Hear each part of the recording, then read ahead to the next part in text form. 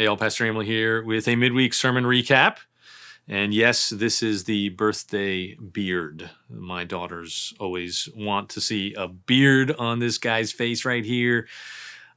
I can't stand it in the Louisiana heat, so we got to wait until their birthdays in October, November, towards the end of the year. Anyway, this is a video about a sermon recap.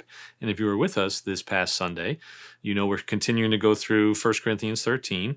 We're studying what is love. We talked about how love does not rejoice at wrongdoing. And there's something that I don't think I really picked up on a lot in the message on Sunday, but I think it's going to be really important when we get into this coming week, okay? Because when we think about wrongdoing, if we don't rejoice in wrongdoing, one of the keys is we have to look at ourselves and the things that we're doing wrong, and we have to be able to say, you know what? That's not right. We have to look at what we're doing wrong and stop justifying it.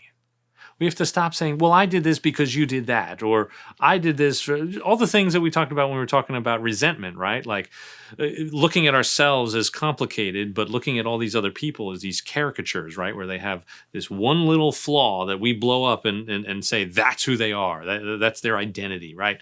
And then we look at us, oh, we're complicated, right? What is that? That's rejoicing at wrongdoing in a sense. It's saying that, well, we're justified in what we're doing wrong. And so I think a big key is what we do each and every Sunday when we confess our sins. And if you haven't taken an opportunity to do that, I encourage you to do that. Reflect. What are the ways that you are rejoicing at wrongdoing in your own life? What are the ways that you are rejoicing or defending the wrongdoing in your life? Because when you look at the world, you look at the way war happens, you look at the way our politics functions, we're constantly looking for a reason to tear the other side down, even though we're all Americans, even though we're all humans, even though we're all family, even though we're all part of the same church, even though we're all these different things, we're all connected so closely, and yet we celebrate wrongdoing. We justify it when it's for somebody else. We think it doesn't affect us. But if you remember, if you were with us, we talked about Spider-Man, the OG, at least my opinion, the Tobey Maguire Spider-Man, the first one in the early 2000s. What happened? Peter Parker gets these superpowers. He decides he wants to go use it for his own good. He's rejoicing at wrongdoing in a sense, going into this wrestling match and kicking this guy's butt.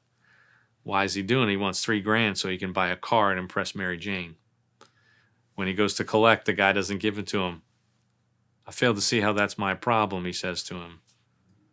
And then a thief comes, robs the guy. Peter Parker lets him go. Hey, why didn't you stop him? I fail to see how that's my problem. And then what happens? Uncle Ben is out in the car waiting for Peter. The thief needs a getaway car. He shoots Uncle Ben. Uncle Ben dies on the sidewalk.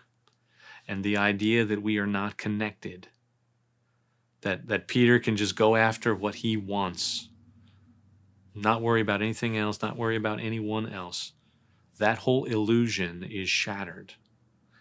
We are far more connected than we realize. And what we're going to see as we get into the next part of this verse, love rejoices with the truth. The only way we can actually do that effectively is if we first take some time to not rejoice at the wrongdoing in our own lives. We are never going to be able to speak truth to people if we haven't first wrestled with all the ways that we are contributing to this train wreck of a world. And so I hope you can help me. I hope we all can begin to stop rejoicing at wrongdoing. I hope we can all embody the love that God is calling us to in the words of the Apostle Paul here. And I hope to see you this coming Sunday when we talk about truth. God bless you. Good to catch up with you. Hope to see you soon. Bye-bye.